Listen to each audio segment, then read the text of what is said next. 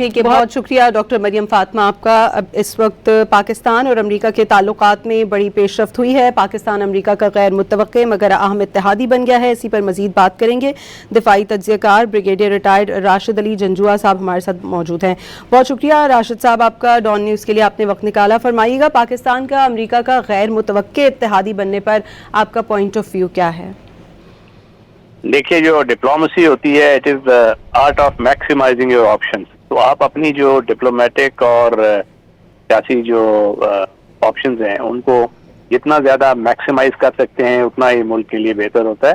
اس میں ملٹری سفارتکاری نے بڑا کردار ادا کیا ہے اور پاکستان نے بڑا اس وقت ایک وہ وقت تھا 2024 میں جب پاکستان آئسولیٹڈ تھا ورچولی، اور اس کے بعد آہستہ آہستہ یہ پاکستان نے روابط بڑھائے امریکی ایڈمنسٹریشن کے ساتھ، اور وہ جو ڈائریکٹ روابط تھے اسپیشلی یہ جو ملٹری، چونکہ پوری دنیا کو معلوم ہے کہ لوکس آف پاور پاکستان میں کہاں ہے، اسٹیبلٹی کا کون سب سے بڑا فیکٹر ہے، تو اس کا بہت بڑا فائدہ ہوا.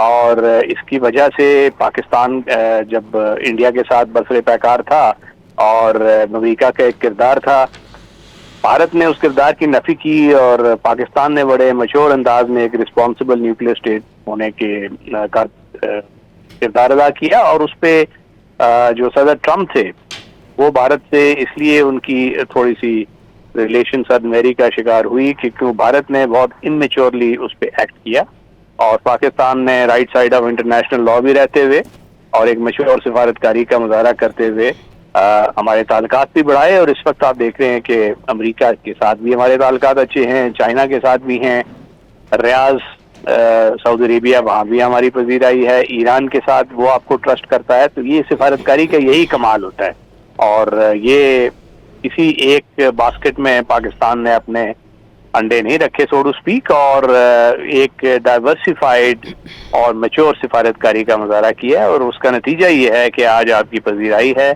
امریکہ میں بھی، چائنا میں بھی، اور دیگر جو مڈل پاورز ہیں، اور پاکستان ایک رسپانسبل مڈل پاور کے طور پہ ابھرا ہے.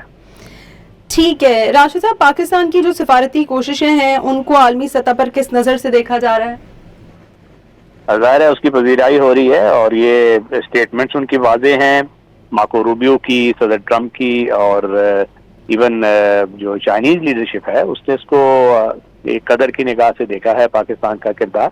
اور اس وقت پوری دنیا معترف ہے پاکستان کے اس پازیٹیو کردار کے، بشمول جو برسر پیکار قوتیں جنگ میں ایران، سعودی عربیہ، ترکی، ایجپٹ، یہ سارا ممالک جو ہیں وہ پاکستان کے اس کردار کے معترف ہیں اور اس کی تعریف کر رہے ہیں. ایک ایسا میچور رسپانسبل مڈل پاور جس نے اپنے مسائل ہونے کے باوجود ایک بہت اہم کردار ادا کیا ہے پیس میکنگ میں.